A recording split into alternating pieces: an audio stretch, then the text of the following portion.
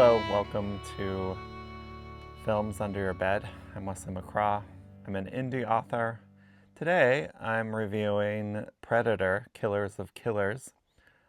It is a Hulu exclusive, or probably in some countries Disney Plus, something. But in America it's on Hulu.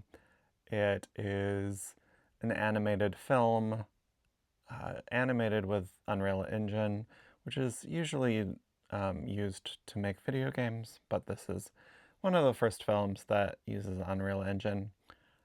It's an action film about the Predator coming to Earth during different time periods and trying to find the most formidable opponents to, hunt down. So it has three different time periods.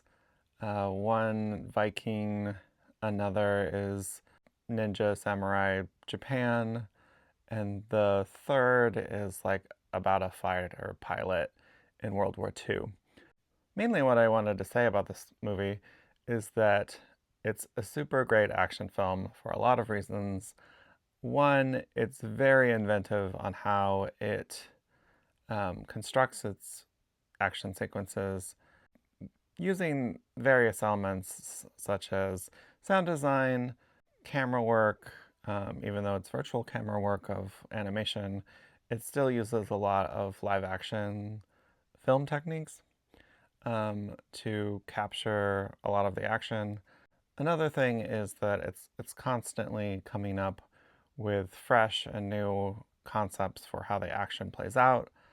There's large sections without dialogue where it's trusting the audience to pay attention and engage with the visual information that's in the film.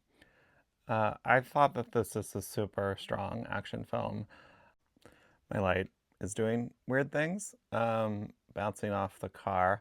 But what I was saying is that it's just a very strong action film. I'd put it in the league of John Wick films. It just has a very good understanding of what you need to do to create great action.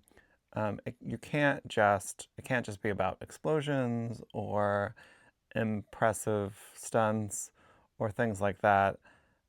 You have to have sort of like a level of wit and creativity to create moments that prove like the intelligence and ingenuity of everyone involved in the action sequence.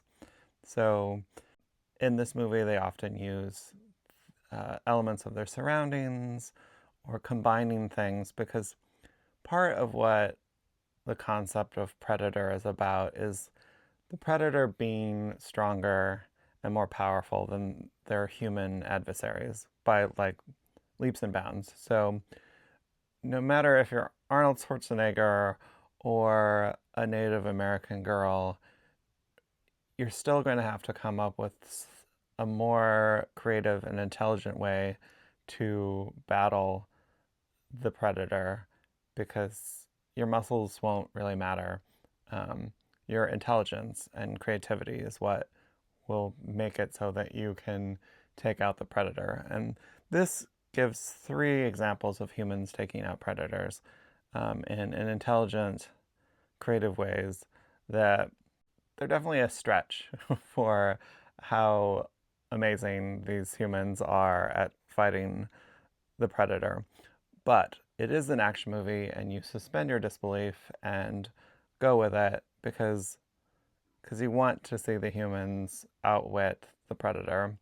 I think that the only real flaw of this film is probably that near the end, it has kind of like a to be continued, I'm connected to a long series ending, instead of having a completely satisfying movie.